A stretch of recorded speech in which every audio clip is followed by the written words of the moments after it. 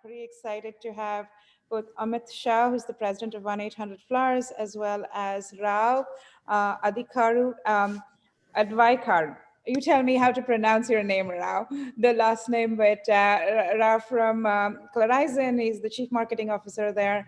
And so we've been hearing from different types or different people from different walks of life. So this one is really about the practical applications of AI in the enterprise, right?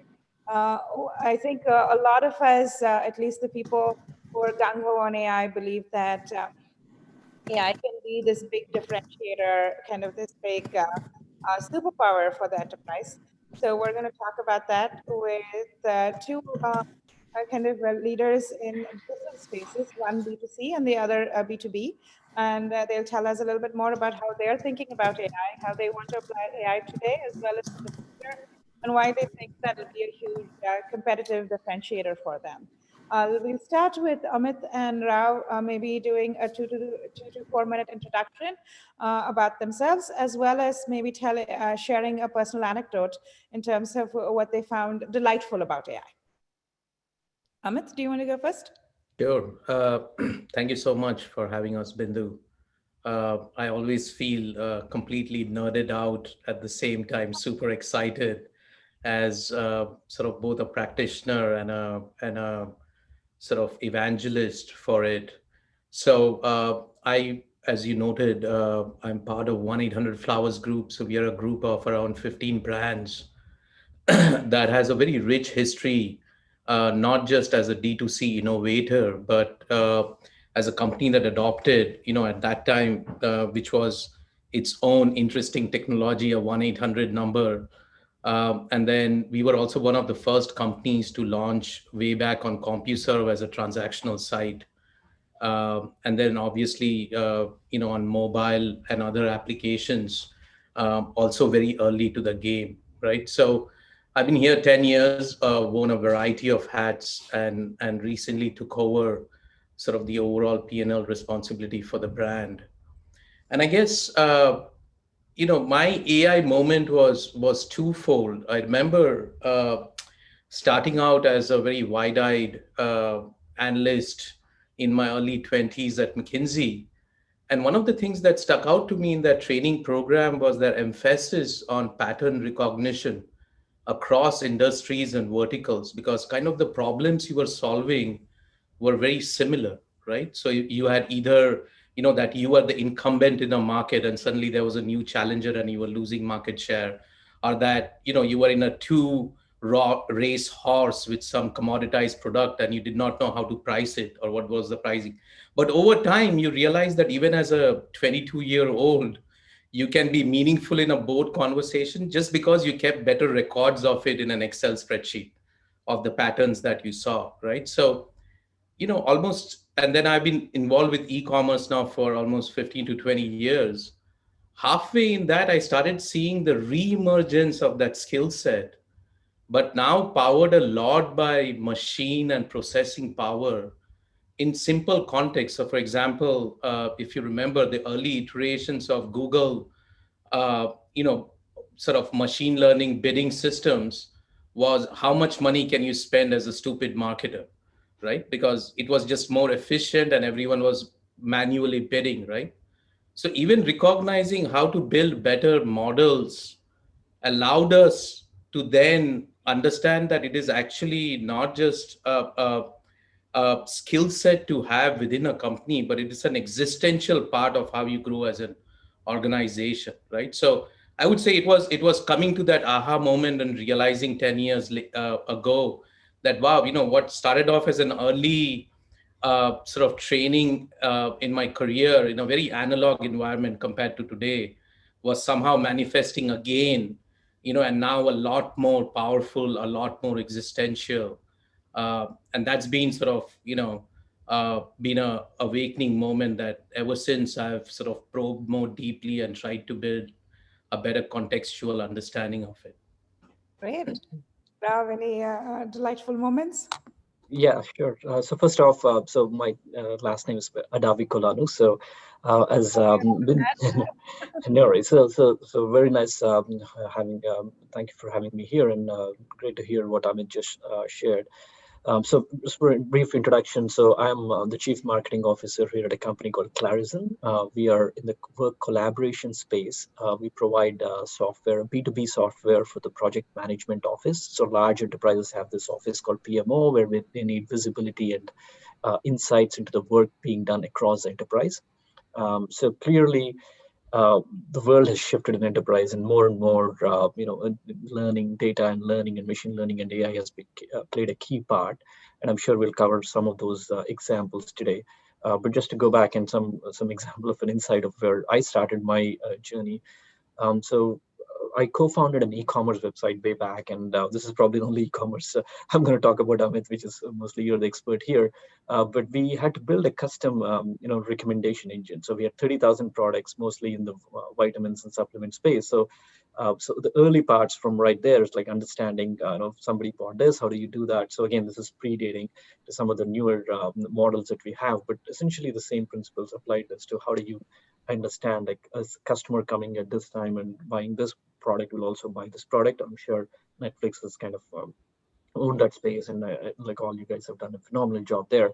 But that goes back to my journey there, starting there, and then several examples in the B2B world where AI has phenomenally changed how enterprises are looking and helping understand the data and make insights out of it. Great. Okay, fantastic. Would love to like kind of get talking about how AI can be transformational to an enterprise. So, Amit, I know you've spent a lot of time thinking about growth, right? How do I kind of get to the next level? I mean, you guys are the largest. I know you own a bunch of different brands, but the flowers brand is very, very popular too, right? It's the largest retailer of flowers.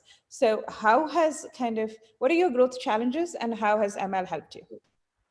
I think, I harken back to a line I recently read, which said, biology does not code for truth, it codes for fit.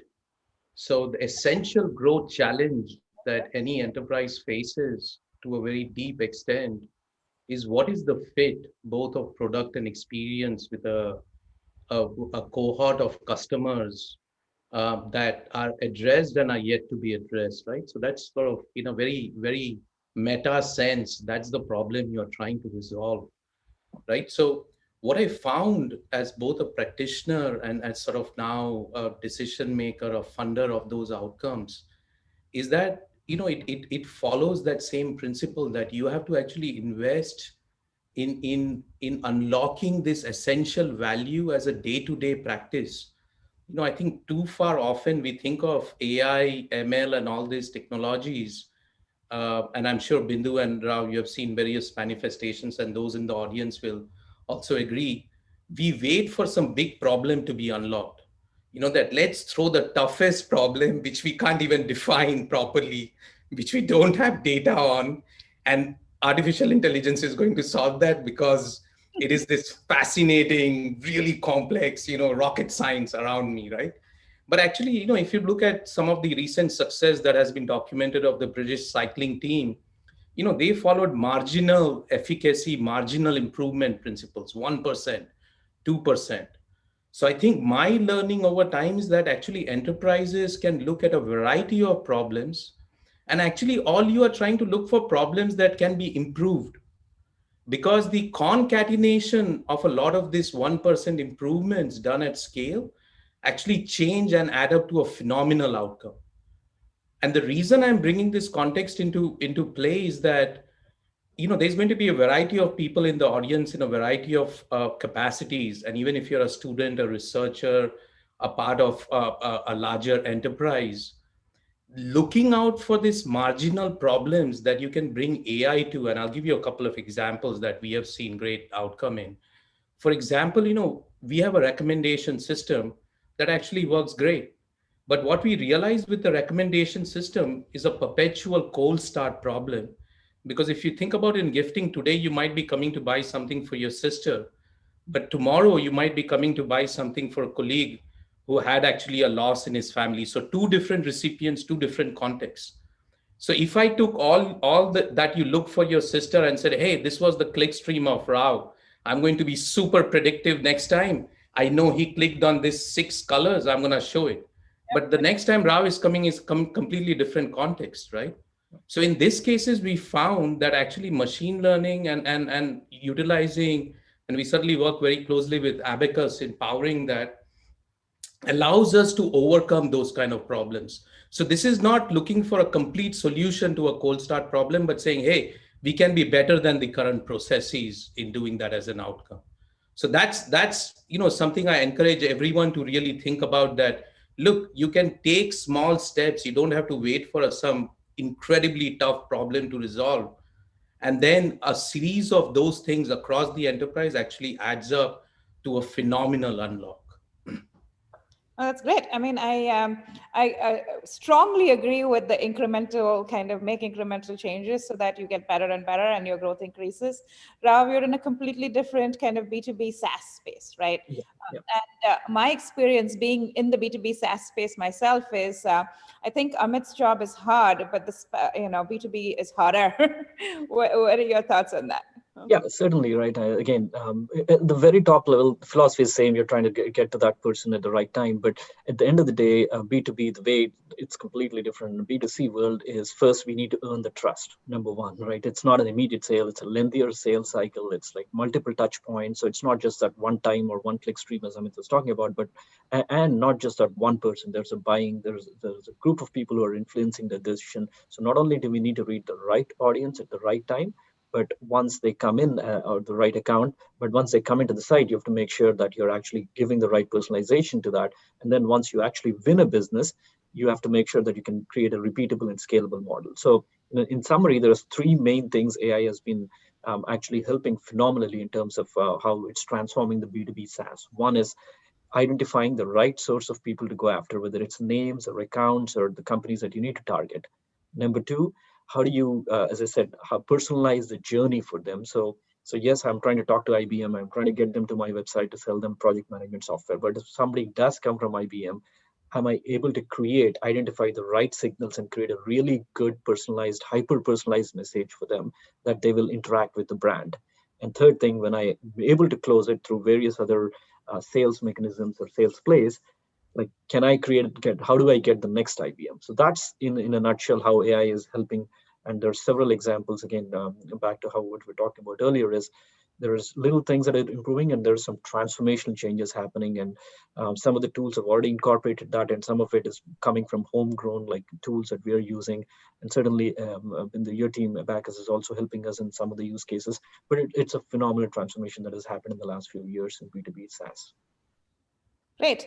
By the way, for the people in the audience, I wanted to make a comment that you can actually leave questions either in the chat or in the Q&A if you have any, and I'll be happy to actually look through that and ask the panelists some of these questions.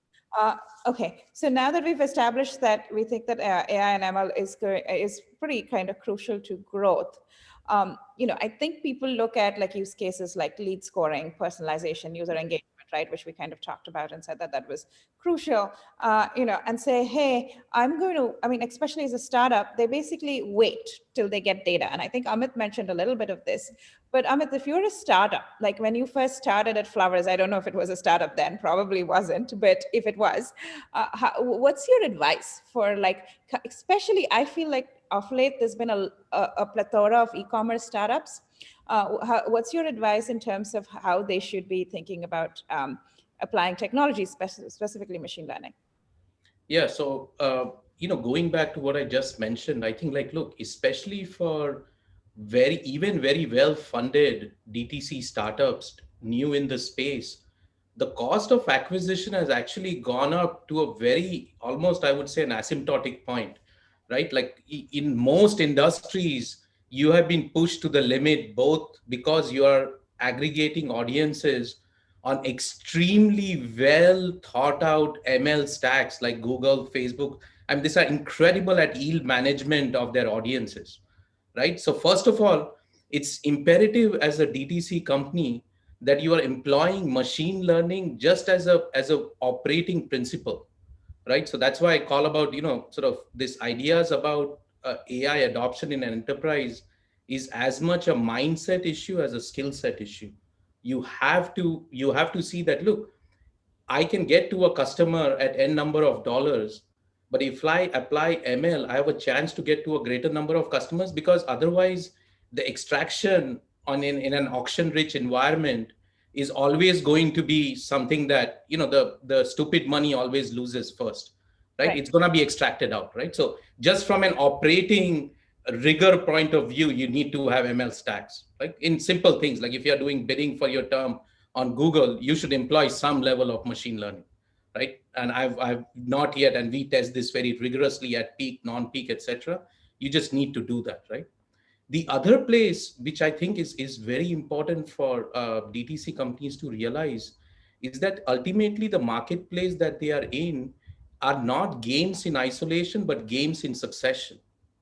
And games and succession are best played out when you are building up a corpus of test hypothesis and solutions, and employing stacks that can do this at scale, so that every successive round you play of customer acquisition, you're getting smarter. Because otherwise, if you reset it every time, you're just paying the entry point price again, right? So the reason I'm mentioning this to simpler things is to appreciate that it is not a question of when and if I should get started. If you are not doing it, you are likely paying a higher cost, and you are getting slower by the day. And as I said, biology will ultimately, absolutely evolve you out, because you are, not fit enough to be in that marketplace. Got it. So you're saying this is a fitness function of sorts. AIML is a very important aspect of that, of evaluating that fitness function.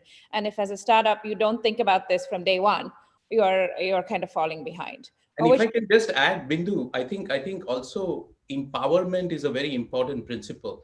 I think a lot of startups now have access. I know Abacus has OpenStacks. There are other OpenStacks where the developers themselves can pull in these APIs, can start doing some problem solving on their own. I think that also needs to be empowered by the startups, because ultimately some of the unknown problems are only known to those specific individuals, but allowing them to ingest and play around, for example, with your own data so they can build out some solutions is, I think, equally potent. No, that makes a lot of sense. I also think that one thing to note, and kind of similar to what Amit has just said, is that a lot of startups wait till they get enough data. And there's no magical number like that. I think you start as quickly as possible. The minute you try to understand something about your customer, you can actually start applying ML, which leads me to my next question to Rao, which is basically what I found was, and you tell me if this is right, because obviously you've been in this business, I think, much longer than we have, is that you have to understand, I mean, every SaaS company or B2B, and to some extent even B2C, have to understand their customer profile, right? Like a lot of people probably still are struggling with that. Yeah. How have you gone about understanding your key customer profile? Has AI/ML helped you or not, Yeah. right? And how does that help you then grow quicker?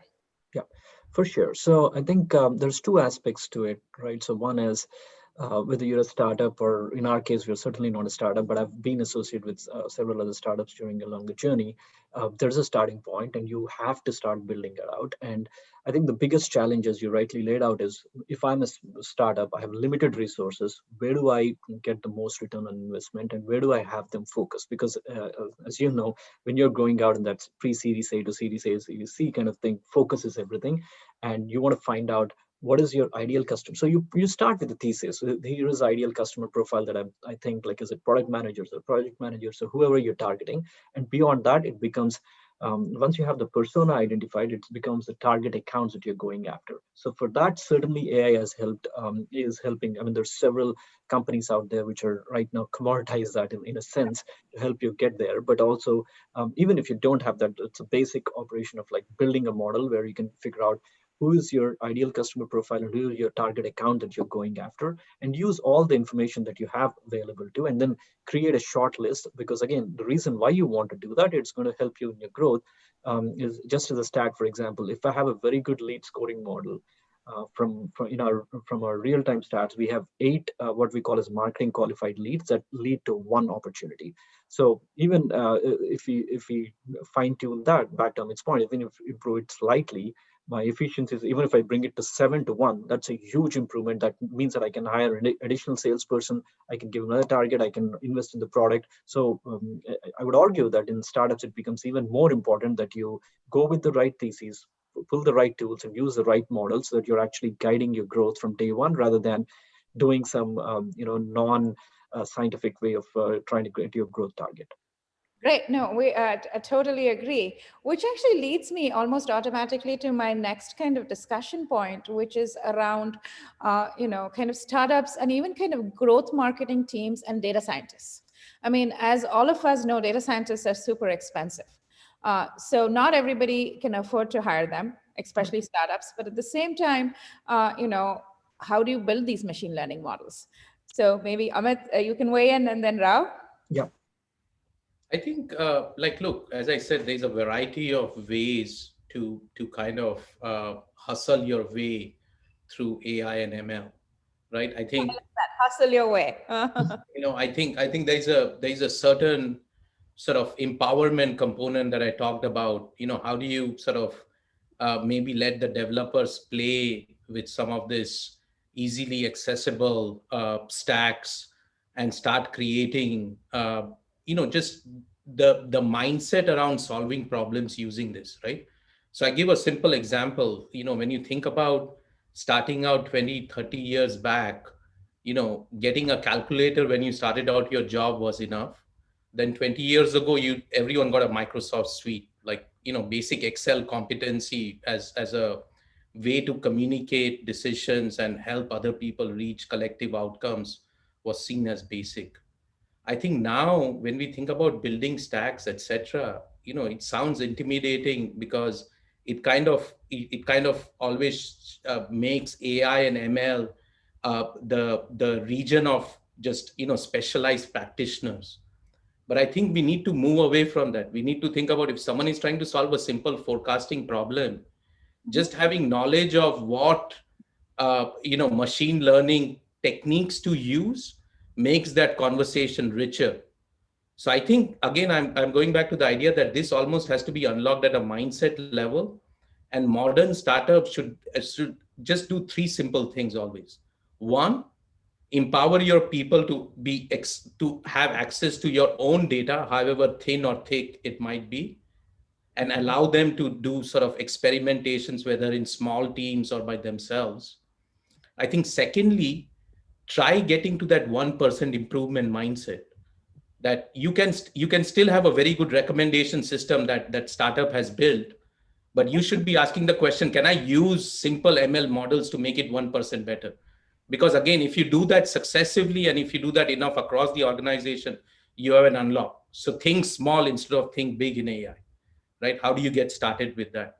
And then the third thing, which I think is more at a leadership level, that this unlocking, it has to move from a series of POCs to doing it something meaningfully internally. I think a lot of my brand peers and leaders I talk to, they are like, oh, 2021 is the year of AI. And I've been hearing the same things about mobile for the last 20 years, right? So I'm afraid, like, unless leaders take the next step, both in startups and larger enterprises, to think of POC as just, getting the appetite ready for having this as a continuous problem to solve, they will miss out and be existentially then be pushed out of their competitive set. No, totally. Rao, thoughts? Yeah. Yeah, on the B2B side, I think the key thing here is, as I said, AI is already helping out and showing some phenomenal examples. Like, I can talk about two specific examples, and one call out to your team here yourself, Bindu, is the Bacchus, is like, earlier days when the lead scoring came in, for example, it will give me like, there's a black box. Here is ABC kind of leads, or maybe it's A1, B1 kind of leads. But now we know the reason, like, essentially we can see through the model and understand here is a seven variables that are contributing it to make why the tool thinks it's an A1. And if you figure out, like, hey, that's where I think, back to Amit's point, as leaders, we're trying to get our teams involved and look at the model under the hood here and say, hey, did you forget that one additional attribute here? Let's bring that in there and then rerun the model. And it's so easy and so quick because of tools like yourself. So that way we're actually saying, how quickly can we retrain the model and redeploy it, right? So it has become a lot easier for us as marketers to listen to the data, understand that, and deploy that. Another great example is, I think the AI has helped us in making personalizing the journeys of users has been what I call as a next best action. So instead of me, marketer, thinking, hey, Amit has consumed a white paper, next time I'm going to put him in a trial. Now the system is recommending, here is, like, based on what people like a title like Amit have come into the site, have done with a company of this size. Here is, if they have consumed this asset, here is the next best asset or things that you need to deliver to them. So don't put them in a trial, invite them to a webinar. And that makes a huge difference, because again, you're not putting somebody, it's the same, you're not using the same formulaic approach, but you're taking a personalized approach, and you got one shot at converting Amit, especially if you're a startup or a small company, you don't have unlimited budget. How do you capture them at the right time and give them the right next asset? So the next best action is already live, and this is actually AI and ML helping us get there. Got it. Great. I mean, I think what we're saying is, look, the minute you get to a handful of customers, even you've got some idea of your customer profile, you can start kind of like mining people. Similar to that, you can also kind of figure out how to convert those customers, potential leads into customers, and then also personalize that journey as much as possible. So, yeah, great, and that's good to know.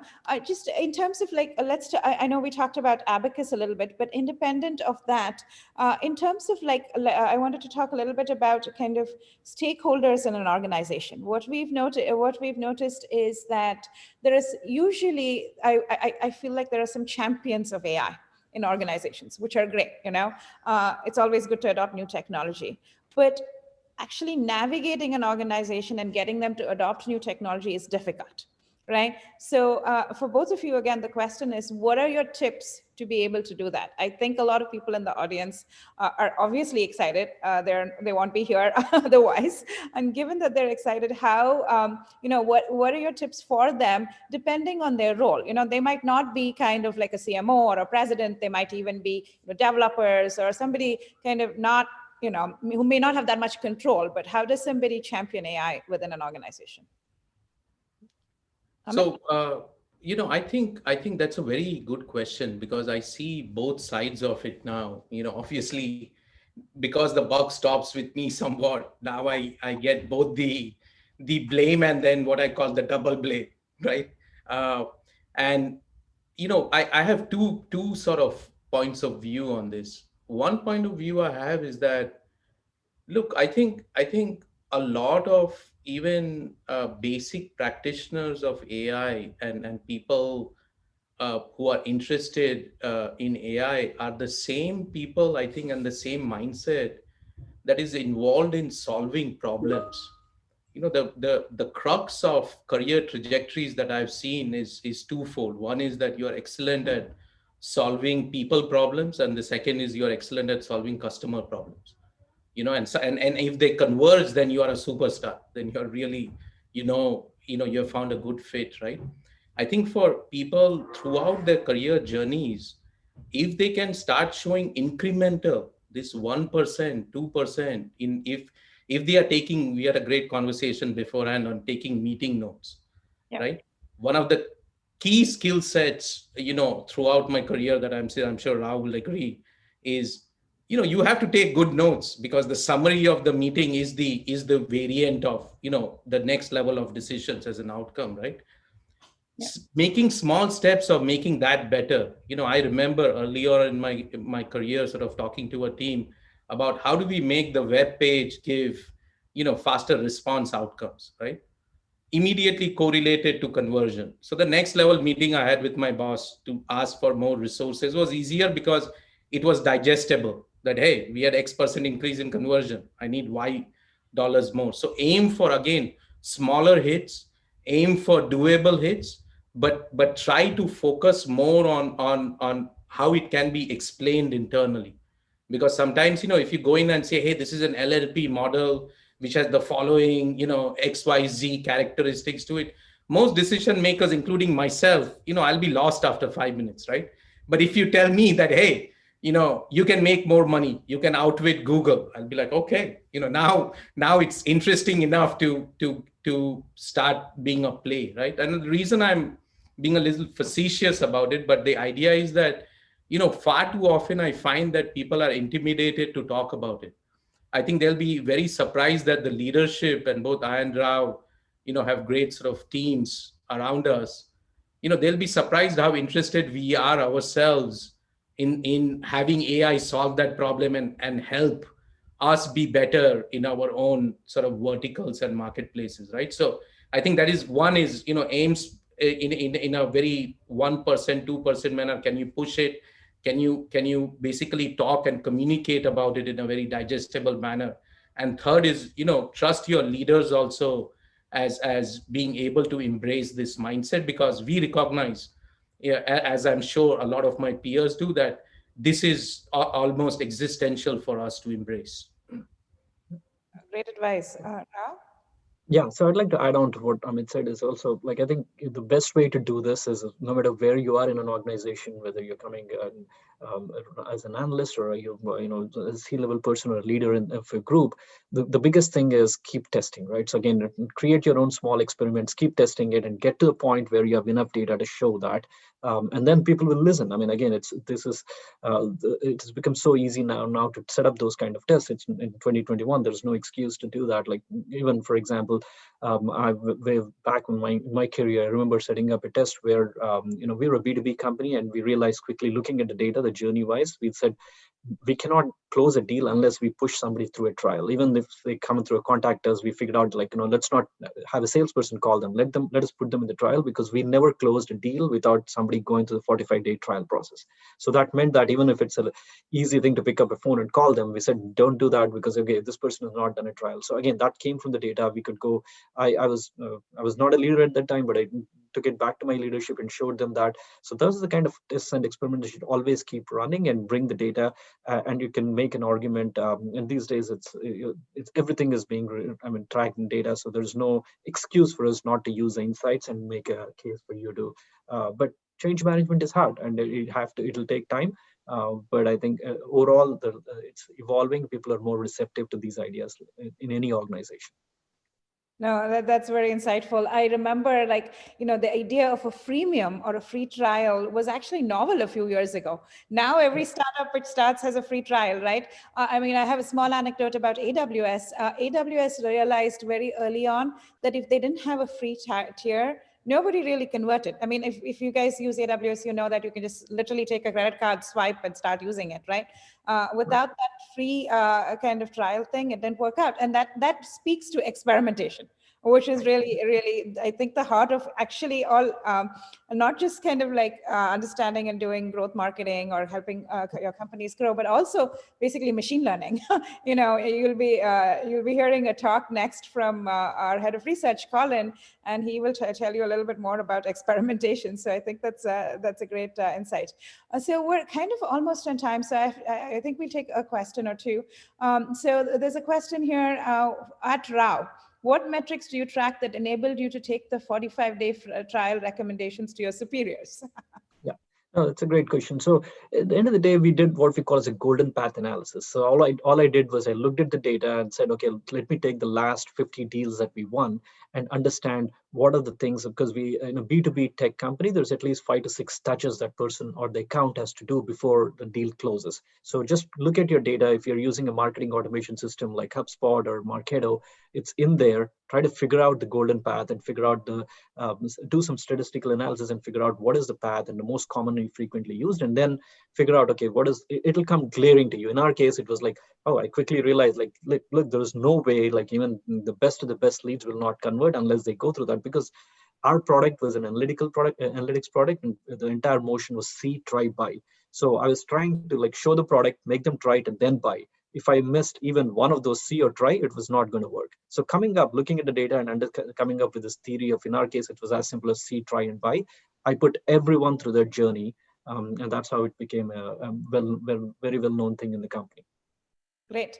So Amit, and Rav, actually, here's another question. How do we know for ourselves that we are on the right track with implementing AI in our business and our organizational operations? So how do I know I'm actually going on the right track versus the wrong one? I would say, if you get to continue to work on the problem, you're on the right track. Sometimes that itself is a marker. But I would say two things. One is, are you able to demonstrate incrementality? I think a lot of time problem solving internally competes on the idea that, do we get to a solution? But in an enterprise, you're only going to get embraced if you're able to prove to some degree that the efforts and the outcomes are incremental to the current processes, right? Otherwise, the what Rao was talking about, the change management drag coefficient will overcome whatever point you are trying to prove, right? So this incrementality gives you a stronger currency to negotiate whatever next steps you want to do. So that is one. And I think the second way to take a litmus test of it is that, is the problem getting better organizationally, right? So if you solve a recommendation system, does it get it better for the email team and the web team? And if you have an internal network effect, you will just have more people who will back you up in a meeting, Right. right? So I always try to think about, is my solution applicable or of interest to someone who might be in a collective decision making group? And that's always a good litmus test, that if you find one it's like your internal NPS score. If you find one or two supporters, it likely has legs, because then it has applicability that can have an internal network outcome. Yeah. Great. I couldn't agree more on that. I think the fact is, you will run into resistance, right? The first signal that you're on the right path is you will run into resistance. People will not like, they because they want it the old way. So that's the first signal. And second thing is, find right-minded people in the organization who think like you. And so these days, especially in startups, there's the term which is overly used. I'm not a big fan of it, but it's called growth hacking, right? So people love to do that kind of stuff, where get together a group of growth hackers who want to think around the thing and use the data to do that.